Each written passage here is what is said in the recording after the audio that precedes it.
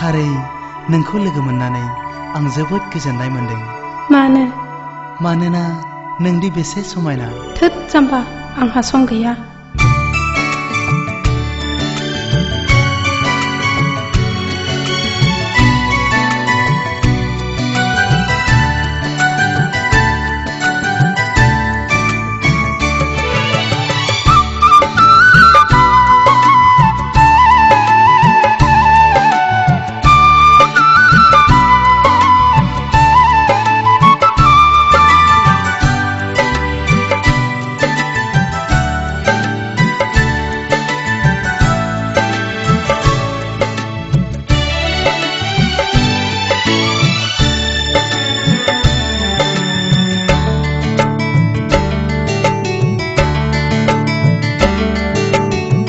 बिखाखौ गावनाय बादि मोनबाय नोंखौ दसे लोगो मोननानै।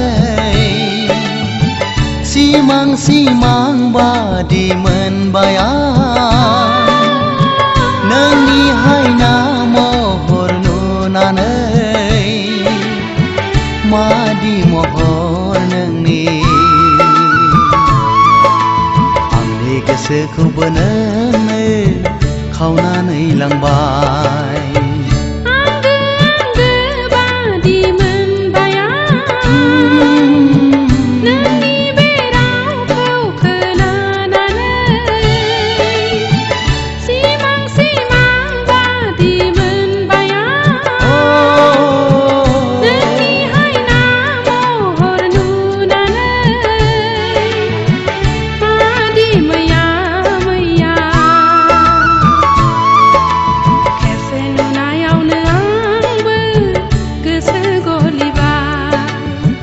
बिखाखौ गावनाय बादि मोनबाय नोंखौ दसे लोगो मोननानै।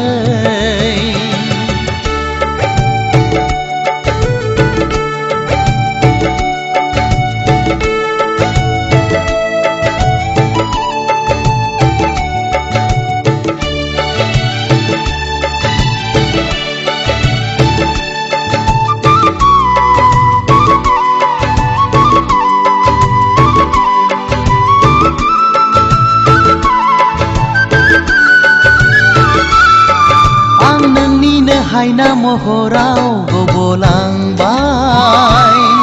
सोर दैखांबावनो आंखौ बे खैफोदनिफ्राय।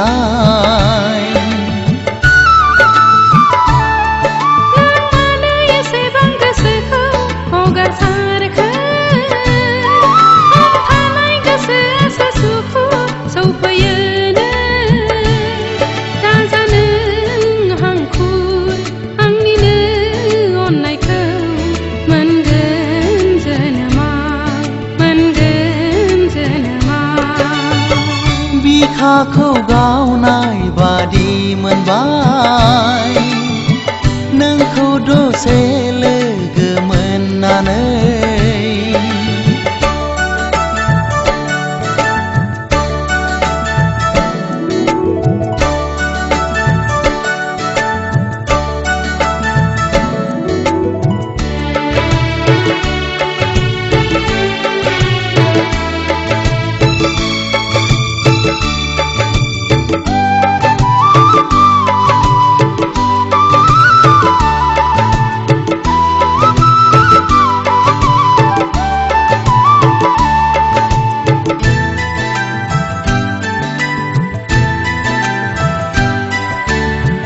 आंनिनो नोजोराव नों बारसे समायना बिबार।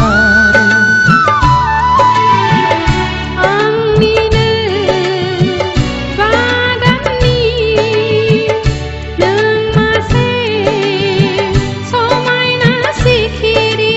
मादि मोहिनी गोनां गोसोखौबो नोंनो खावनानै लांबाय। खेबसे नुनायावनो आंबो गोसो गलिबाय। बिखाखौ गावनाय बादि मोनबाय